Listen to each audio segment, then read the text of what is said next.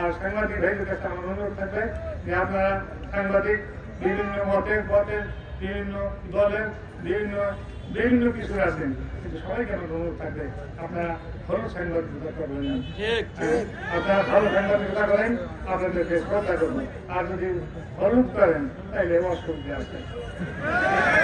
আগেও দেখছেন মানুষকে অসুবিধা হয়েছে অনেকের, কিন্তু আমি আবার বলছি যদি কারো সাংবাদিকতা ভালো সাংবাদিকতা করেন তাহলে অসুবিধা হয়েছে।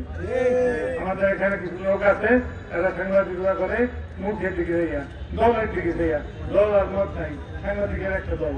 এটা হলো মানুষের জন্য সেবা করা, মানুষের কথাটাকে ভালোভাবে উপস্থাপন করা, এটাই হলো সাংবাদিকদের কাজ। সাংবাদিকের কাজ না বিএনপি কেরা করে, আওয়ামী লীগ কেরা করে, জামাত কে করে, সেই দিকগুলো করা।